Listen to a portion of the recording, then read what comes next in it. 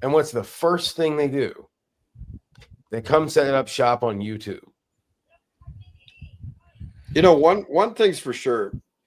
I mean, I'm being satirical now for sure. I'll just warn you ahead of time.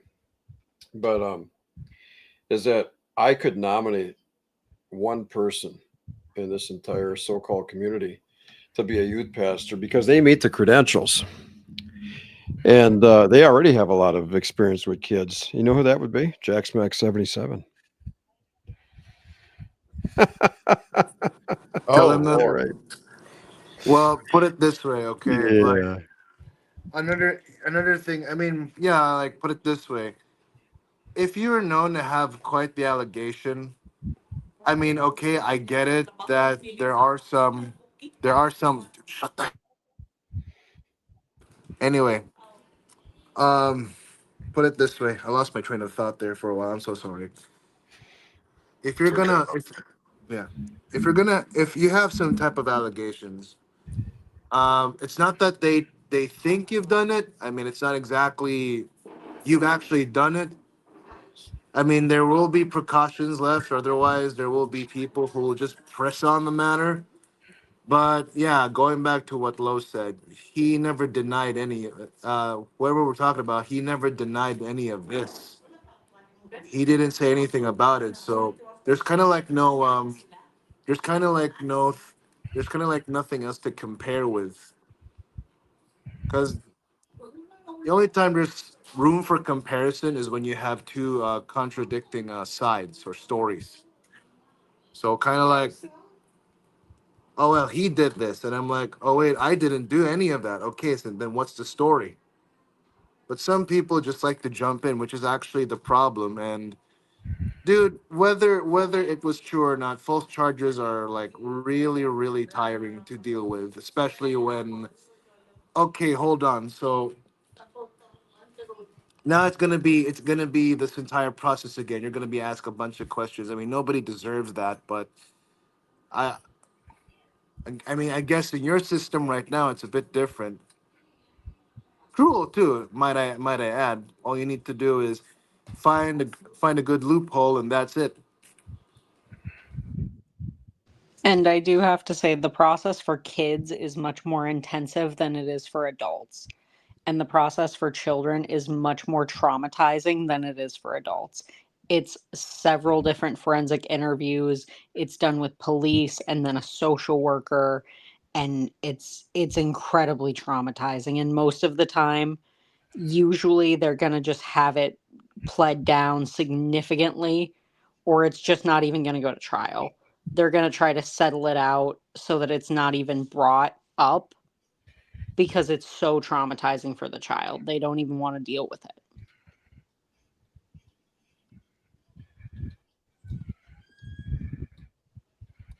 Like Someone's in the side chats. this can even be dealt with in family court depending on the age that the like if the offender is also an underage person, this is even something that might be dealt with in family court rather than being brought to a criminal level. It not only could be, but it very often is. I have a friend of mine Yes. who is a family lawyer, and boy, oh boy, do I hear about a lot of cases where this sort of stuff occurs, but it never goes past family court for some reason. So I can tell a very vague story. So there are actually instances where there is a sex crime committed where both parties are minors, and regardless of the age of the perpetrator and the victim. So let's say that the perpetrator was a 16-year-old and the victim was like significantly younger. That can actually happen. And the neither party, because they were both minors, that 16-year-old would not end up having any criminal charges pressed against them because they were also considered to be a minor, even if the victim was like under the age of 10 years old. Like that happens. It's settled out in family court, and this person never faces consequences because they're considered to still be a minor.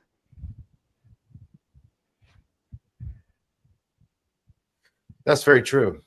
And it's horrific that's how the criminal justice system works. But hang Yep, on, hold on. and Well, Mac is hold on. confirming that. What actually happens if somebody was caught?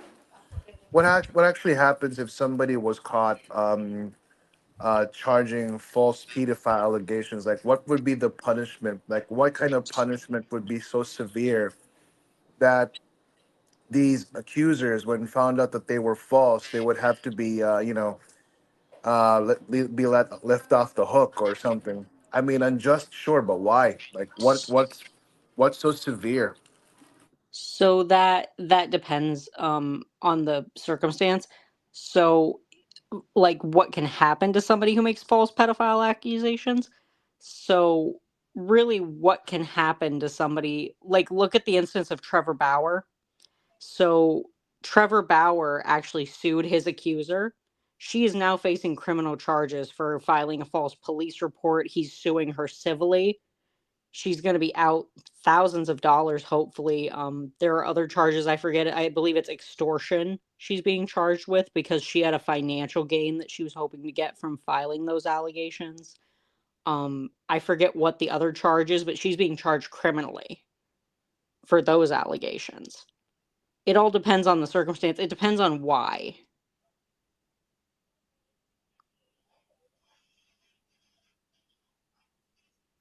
Well, you could also get charged with slander or libel, but here again, accusing someone falsely also, I mean, how do I put it? Just like there's a high bar to prove it, there would also be a high bar to prosecute it. You see what I'm saying? Yeah, there's a high bar to defend it.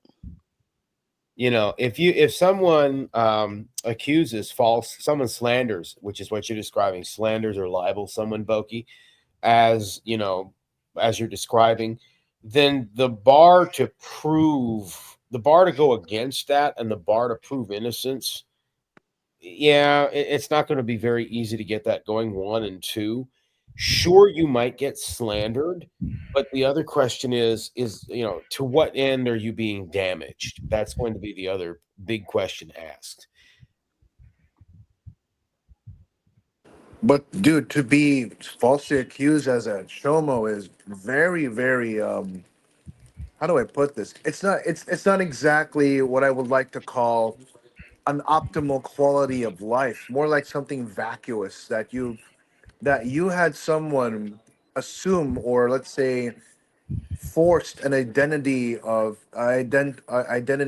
a conception of you to be made your identity for everyone to see.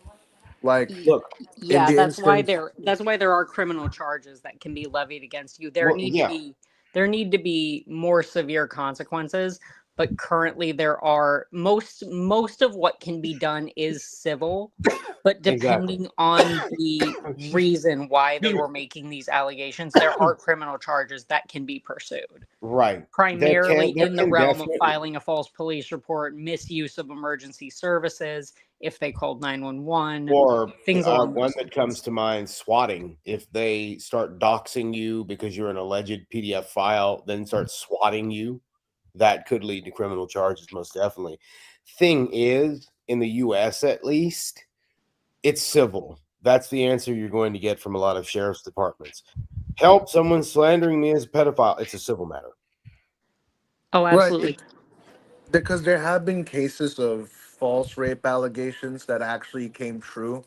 Like for example, this football player that had the potential to be in the NFL had 25 years of his life taken away because they believed some dumb female high schooler.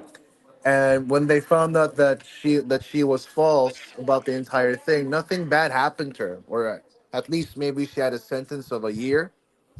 Or another case in which Smokey shared to me, where there was this couple who wanted to like out of their emotions, they wanted to do the business, and then once they were caught, the girl called, oh, I was raped, because she did not want to be looked upon as a disgusting whore that she was. And that young teen probably had his life ruined. I mean, definitely, probably.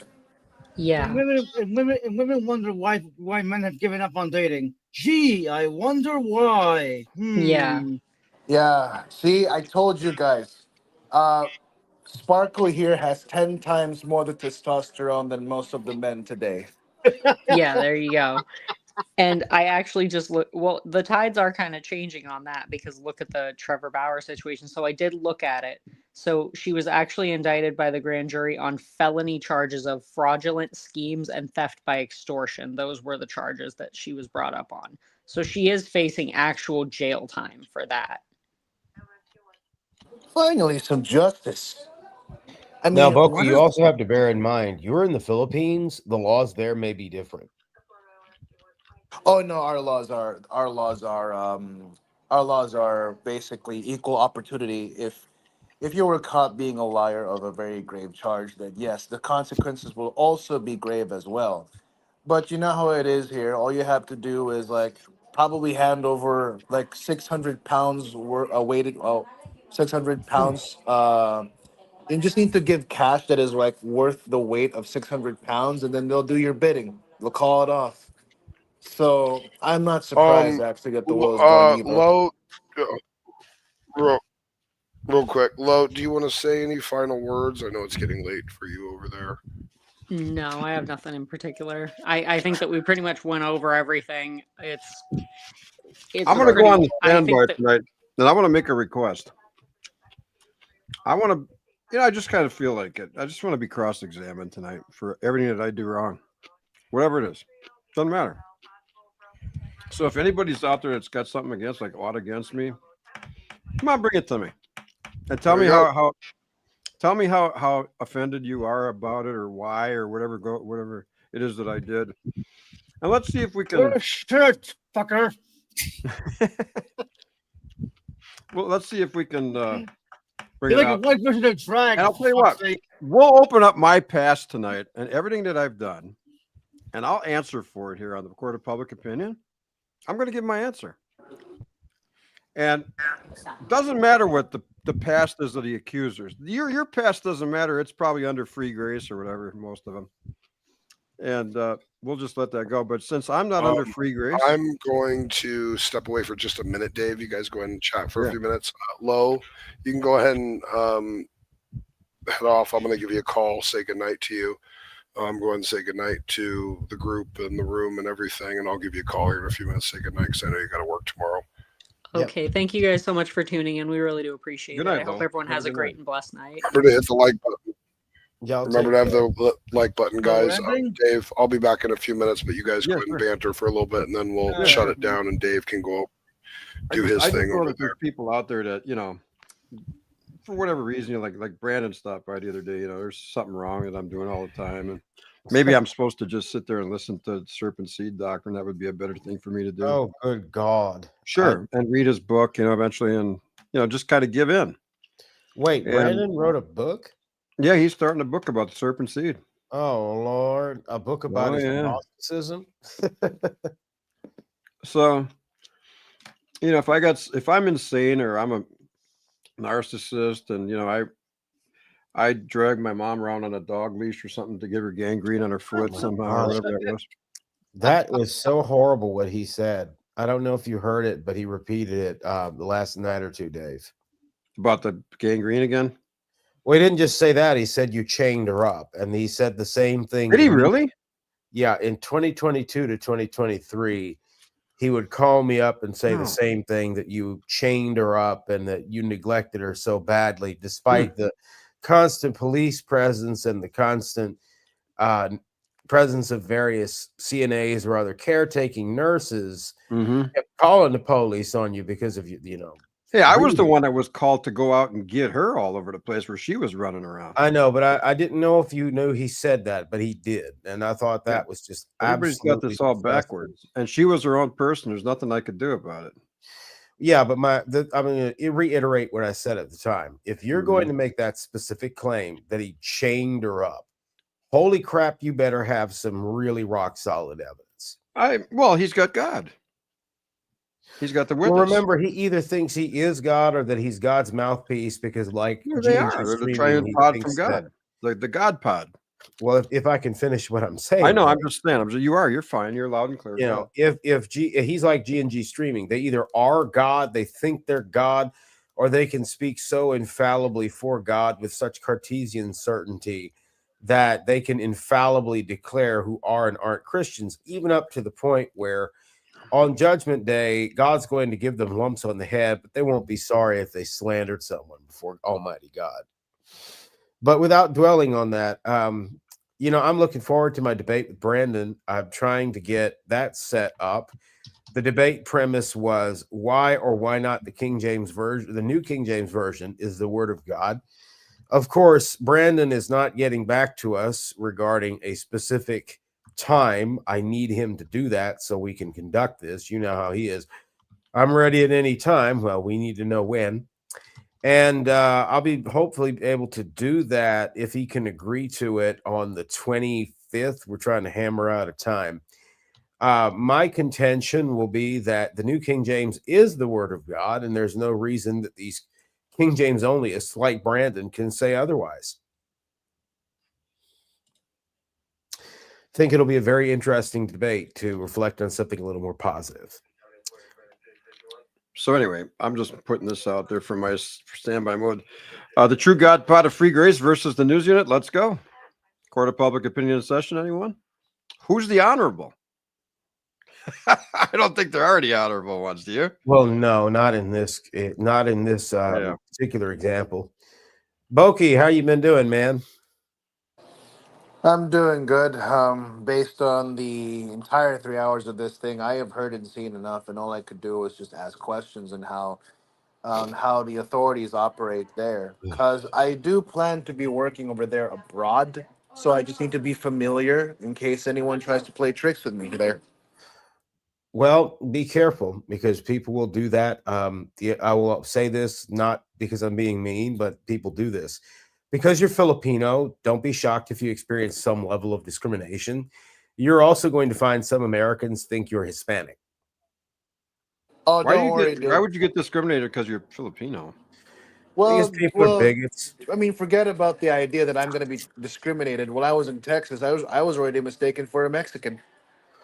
Yeah, but all I'm saying is don't be shocked if that's what occurs. But hey, man, I mean, I'm all for it. I got another friend of mine. His wife is in the process of trying to do that. You may know who I'm talking about. She's wanting to come over here to the States so she can work here. So, I'm all for it, Boki. And by all means, stop by Louisiana sometime. Boy, Dude, I will stop by for Nolans and the birthplace of Popeyes because I love Cajun rice, dude. Well, let me That's tell you chicken, something, dude. Shot. You're going to the wrong place. Whoa. I've never got acquainted with Filipino people, but I'm loving them. I really am. Well, yeah, you're dating one, aren't you? Well, it's all online right now, but I mean, it's better. It's really been tremendous. I mean, I'm just telling you, just in general. I have to be very generalized here. I can't be real specific, but I can just tell you that I love those people. I can't tell you how interesting that I have become in this, and just absolutely. There's things about them. Is it proper, Bogi, to refer to these people as Visayan people? How would you practically do that? It actually depends, but if you're like in the southern divide of the Philippines, then yes, you could say Bisaya. And those Okay. are up in the north, they're usually Tagalog, or depends also in some other parts. Some are Ilonggo, some are Bicolano, some are how do I say this? I mean, there's still a bunch of dialects that still survived in until now. But yeah, you'll have your share of Ilonggo, Bicolano, but most of the time when you're in the north, yeah, it's Tagalog people, and when you're in the south, it's Visayan. Yeah. And Bisaya equals Cebuano, correct? Yes, but Cebuano and Visaya have two different usages of the word.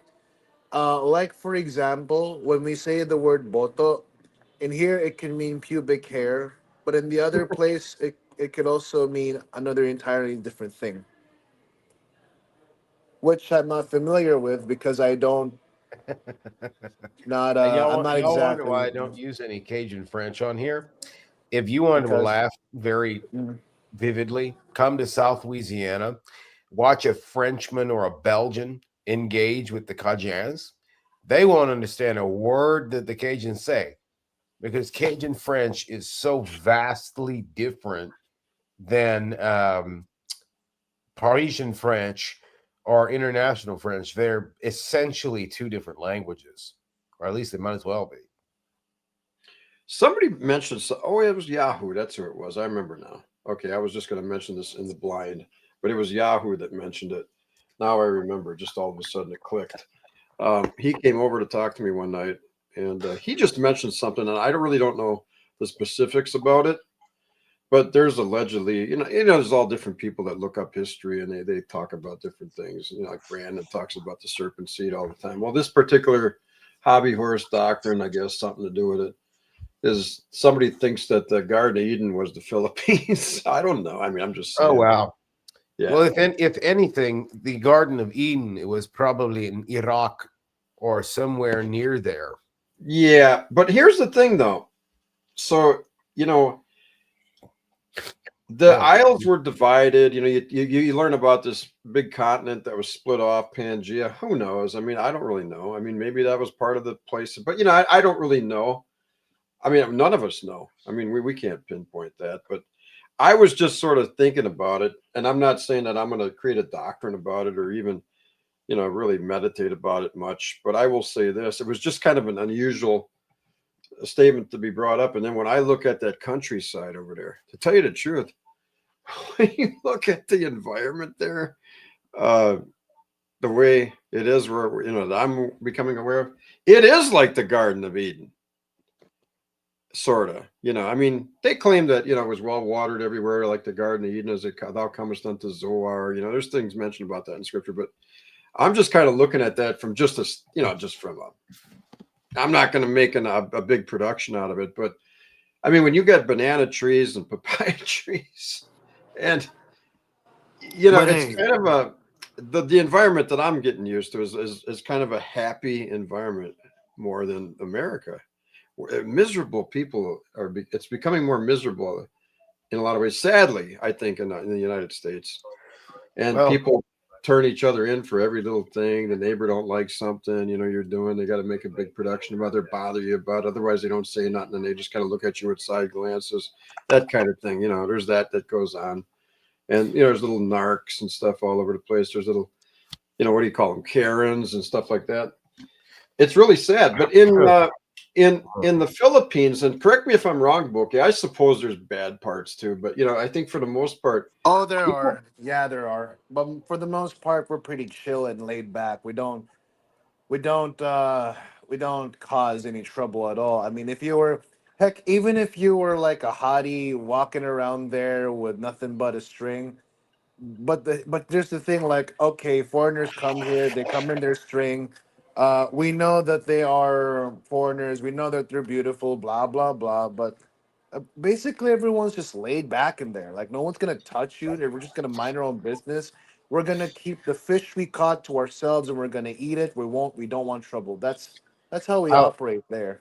I'll say it like this. There's a sense of honor that exists in the Philippines that probably doesn't in the US. And frankly, although I'm not going to say whether or not I'm dating someone, you remember how Numi used to that, Ryan, why are you talking to me about this? Are you dating someone? Are you dating someone? I ain't telling you. But the more and more I think about the prospect of that, the more and more I'm probably interested in looking outside of the US. Let's just put it like this way. Most Anglicans are not in America. Americans are the minority. Right. But I'll tell you this. I'm gonna be a bit audacious here, okay? So I did say that I will try my luck in the States. However, I will die for Germany. Yeah, I'd die for Germany. Good luck over there when you have to pay taxes through the roof, and when you find out that the Germans, although they are very industrious, studious people, can be extremely cold. And well, Boki, if you want to talk about racist countries, let me tell you something. Europe, especially certain parts of Europe and certain parts of Germany, can be incredibly bigoted. But now we got other problems with the influx of all these aliens that boated in everywhere across the Europe Yeah, these area. so-called refugees. The Yeah. Europeans have made a critical mistake allowing all these refugees in.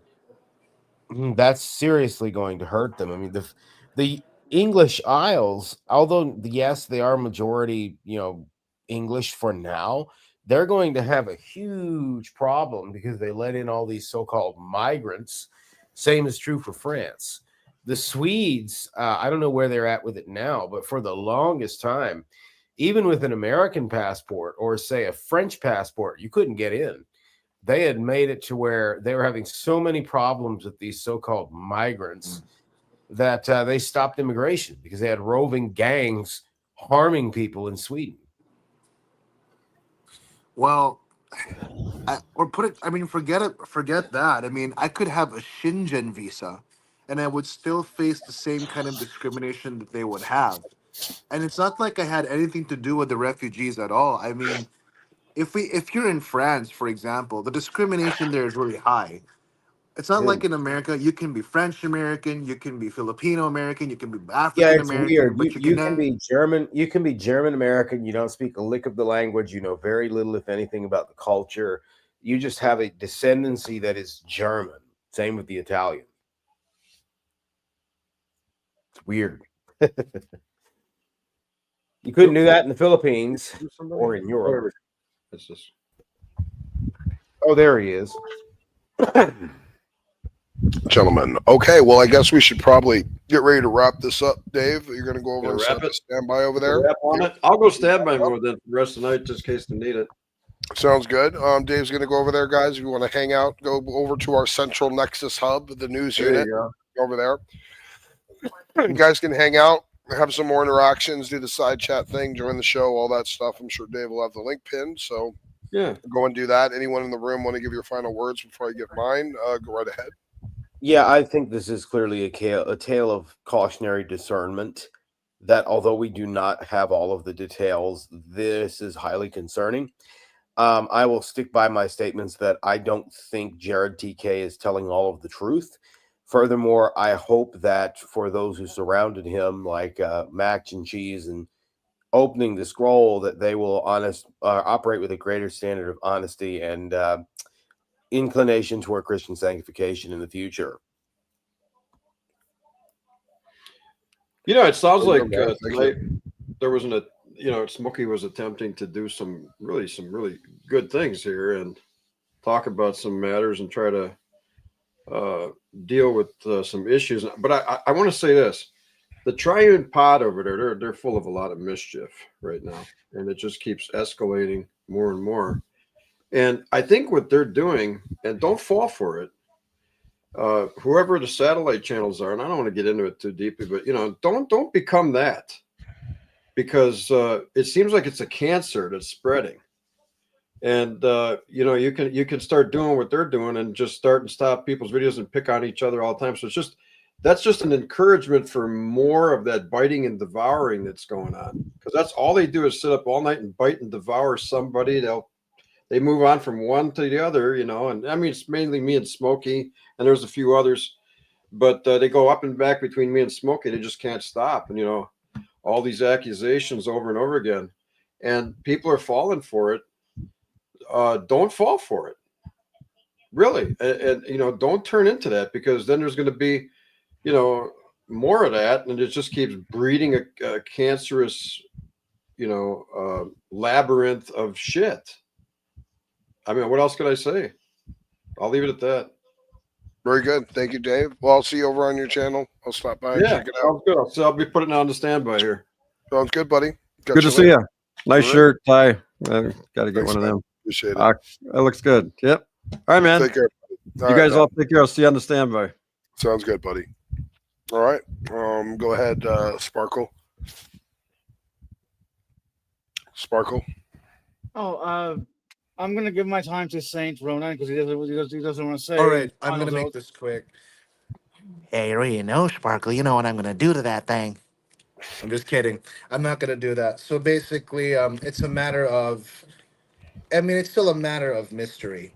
If I want to give also Jared the benefit of the doubt. Like, if he doesn't want to put the soul there, I mean, and I could understand because there are just some things that are not meant for they're not meant for internet material, and depending on the nature of the case, it could be crucial if he were just to put everything out there.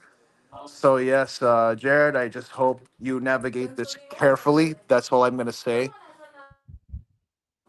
And then, and other than that, I would like to say, for the Triune pod over there. I mean, incitement is your enemy. I know incitement is your weapon, but our shield is silence. So I will say this again, because this is a cautionary tale. Because this is a thing that I must keep stretching out there. So I'm gonna say this one. In the war, in in the war for ego. Hold on, I'm so sorry. In the war for ego, the loser always wins. So that's my final statement. God bless everybody, and thanks for having me here. Thank you, Pokey. Take care, buddy. All right. Go ahead. I am Iron Rocket Raccoon. Go ahead, buddy. Anything you want to say? Just that this thing has been really interesting to look at throughout the day as it's been developing. Cool. I finally read the screenshot and I was like, okay, wait a minute. So his family lied, but then he still had to leave. Well, mac and cheese, and this is the thing I wanted to put out there to encourage Jared.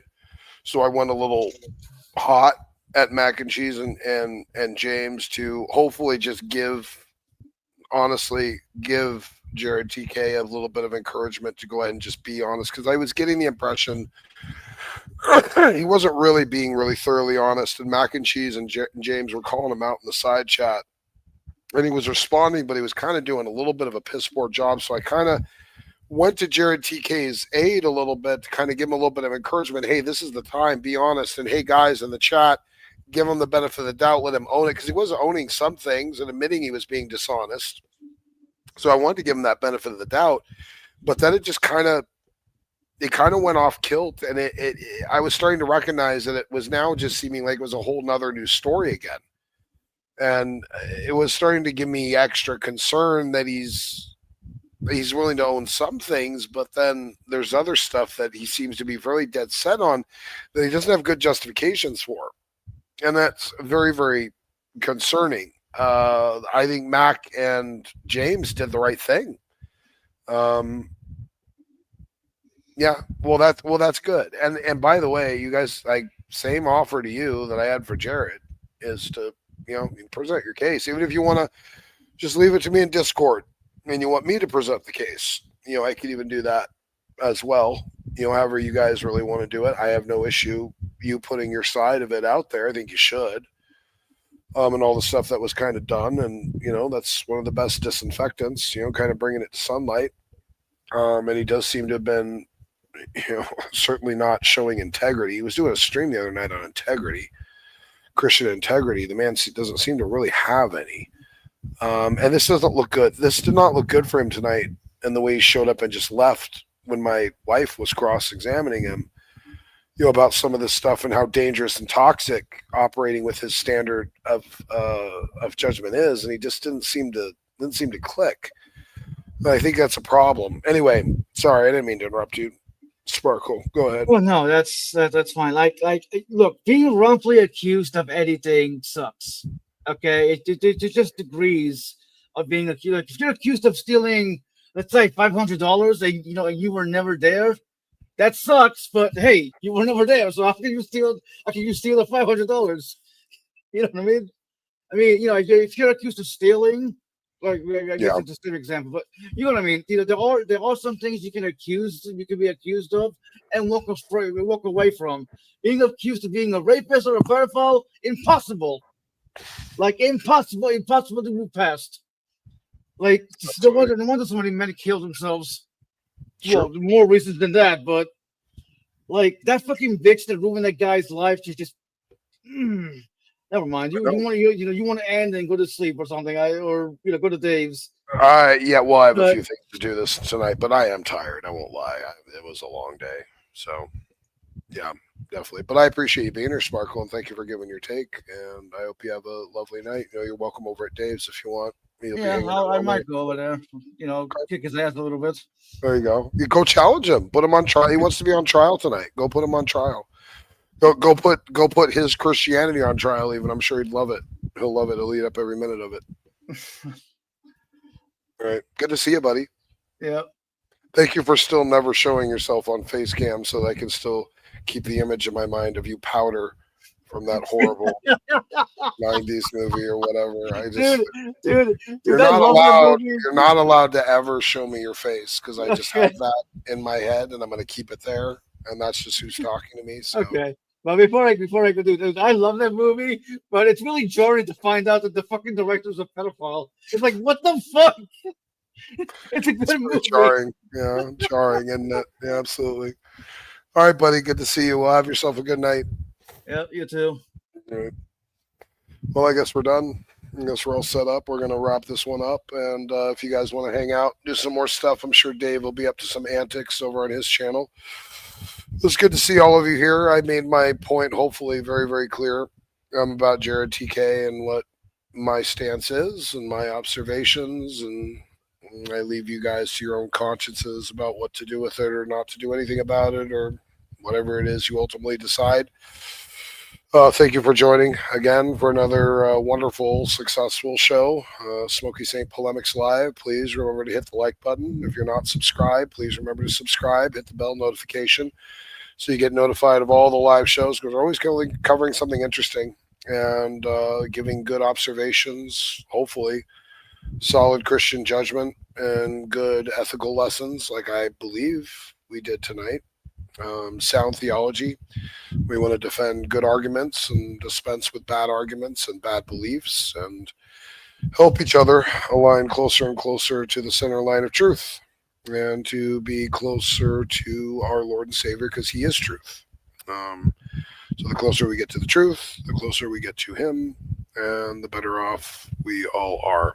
So I very much appreciate all of you for being here. Pseudonym, you could have clicked on the link at any time. You didn't want to. The thing is, I'm beyond the chat rat garbage and engaging in a bunch of long, meandering, arguments and comment section that only a few people ever see. I'm just not. You know what? I've moved on with that garbage in my life. I have a lot of time. I have time to focus on things that are important. And that is the time that I have available to me. And chat rat garbage, I'm not interested. You have all the opportunity all the time to always be clicking on the links. You guys don't click on the links. You want to say garbage. You want to throw shit in chat. You have the opportunity to come in and talk, and you just never want to do it. So I'm not going to waste my time. You guys are either content and an opportunity for a cautionary tale or something with me to do on the channel, but I'm not doing the comment shit anymore. I'm just tired of it, and I don't have time. I don't have time. I have time for this. This is what I have time for. The thing I do here, hosting the show, live open mics, you guys can join and come in the room and do all that. And that's your method. That's your method to talk to me. That's your method to interact with me. I'm not doing this chat rat shit anymore. I just don't need to, and I don't want to. And I'm better than this at this point. I've, I guess, for lack of a better word, upgraded. So we're moving on. We're not going to do that chat rat garbage anymore. You guys want to talk to me, you come in the room. You come in a room. I'm over at Dave's room. I'm over at this room. I'm opening live rooms. I'm popping in on other people's channels. Jump in. Want to talk to me, jump in. Do it. But don't waste my time with chat rat and keyboard warrior horse shit. I'm just not going to engage in it. So the pseudonym, I don't care. Whatever. The link's there. Do what you want. I don't know. Anyway, I'm tired, so I'm going to shut this down. But Dave's will be open, and Dave's will have his link in chat. And Pseudonym, you want to go over there and start running your mouth? You probably, if you seem to be worth even addressing, I'll go in. and we can have a chat. That's fine. Go on over to Dave's, and we're going to shut this one down and end it for the evening. Thank you all for being here again. Remember to like, remember to subscribe, hit the bell notifications so you never miss a show, because we're always doing something interesting.